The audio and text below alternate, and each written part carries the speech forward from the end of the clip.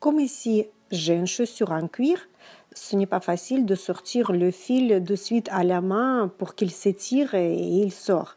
Il faut chaque fois prendre chaque maillon et le découper. Pour enlever plus facile, j'utilise un déco-vite. Sinon, vous pouvez prendre une paire de ciseaux de manicure tout simplement. Il ne faut pas se compliquer la vie.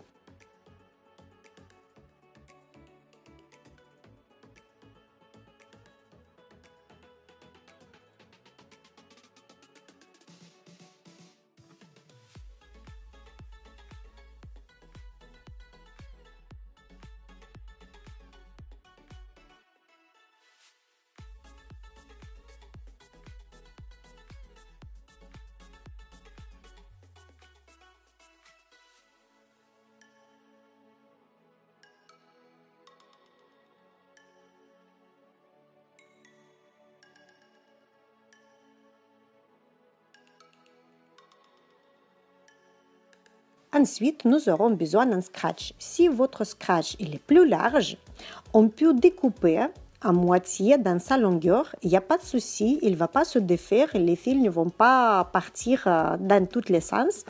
Vous découpez le scratch et il reste à sa forme initiale. Donc, il n'y a pas de souci, on peut le découper. Pour découper, nous allons mesurer l'ancien scratch, nous allons redessiner sur le nouveau et c'est parti.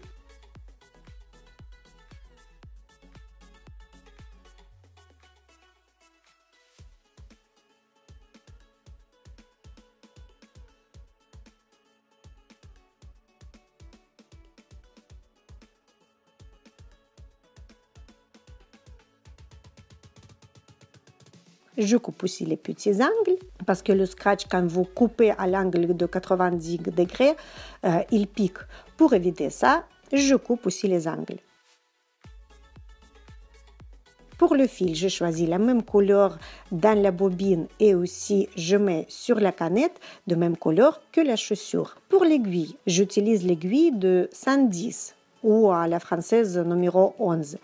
Ce n'est pas obligé d'acheter vraiment une aiguille pour le cuir. C'est une dépense, on peut dire, pas trop utile. Vous pouvez utiliser simplement des plus grosses aiguilles et c'est tout.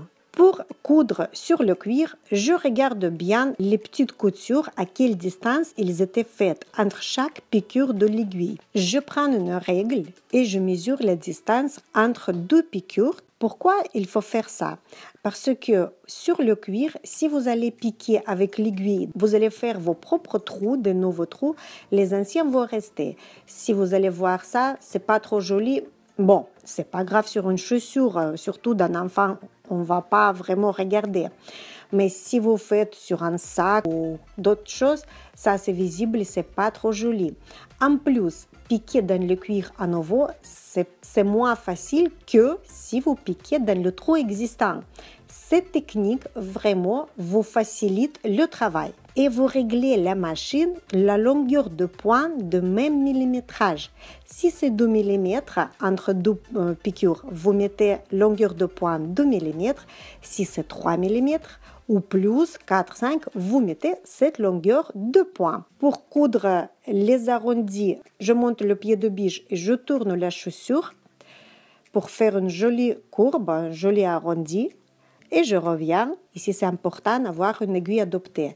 Et pour le fil, si vous avez un fil tout simple, vous pouvez utiliser, mais c'est mieux le fil extra fort, car il va se tenir beaucoup mieux et pendant beaucoup plus longtemps. Surtout, ne vous pressez pas en faisant ce travail, parce que c'est un travail très méticuleux, mais pas compliqué du tout. Et je reviens sur l'endroit où j'ai commencé la couture, je fais marche arrière sur cet endroit.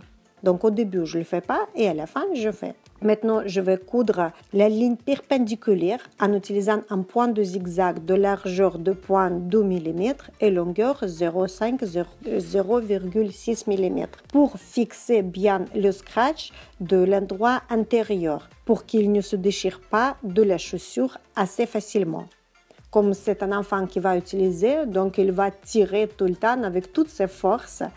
Et pour que le scratch il reste pendant bien longtemps sur la même place, je renforce en faisant la couture à zigzag juste à l'endroit où ça peut se déchirer plus vite. Et voilà, notre joli travail est fini. N'hésitez pas de vous abonner à notre chaîne YouTube Couture Academy pour avoir de nouvelles vidéos, de nouvelles astuces qui sont utiles, pratiques et faciles.